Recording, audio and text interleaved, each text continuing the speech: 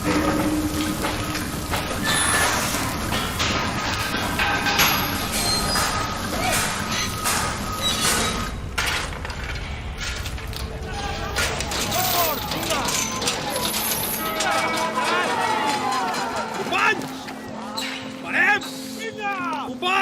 Aturem les màquines!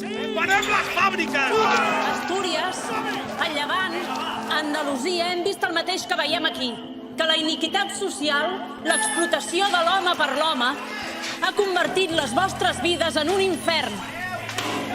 Que les mines van destrossant-vos els pulmons, destruint els homes en plena joventut i condemnant per contagi les dones a la tuberculosi i les pleuresies. I què se n'ha fet de les promeses d'aquells que us van assegurar que la república acabaria amb la injustícia social, l'esclavisme, la misèria dels treballadors? Sí, ja ho sé. Largo Caballero és el primer obrer ministre de Treball de la història. Un obrer de cap a peus. Però vosaltres heu vist algun canvi en les vostres vides? No, esclar que no. Amb ells els canvis no vindran, perquè no són ni seran mai dels vostres. Al contrari, són còmplices dels capitalistes colonitzadors i us estan cegant l'esperança. Us tracten com a xais i us empenyen a caure en la resignació. Però jo us dic, no deixeu que ells us convencin que hi ha coses que no poden canviar, que vosaltres mai podreu agafar les regnes del vostre destí, perquè nosaltres sí que creiem i volem que les coses canviïn per vosaltres. Volem una societat que no estigui dividida entre governants i governats. Una societat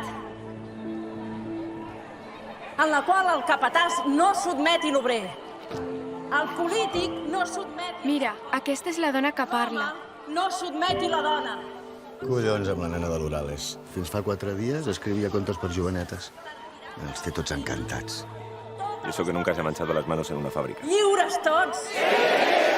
Assumint col·lectivament la responsabilitat de la producció i de la vida, us sentiu amb forces per conquerir tots junts una llibertat que defensarem cadascun de nosaltres, eina i arma al braç?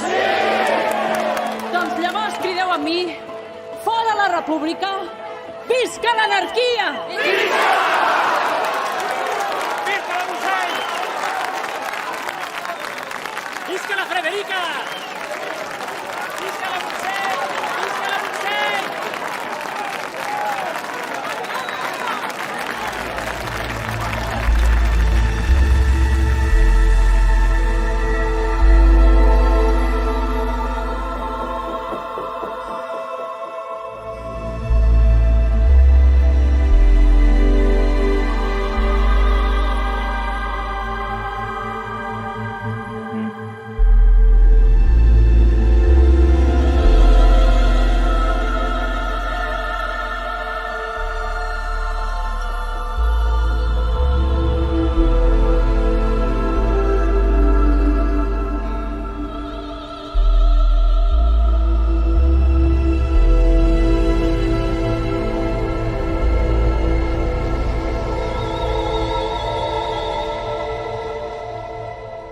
No me han dado ni un año de gracia, ¿eh?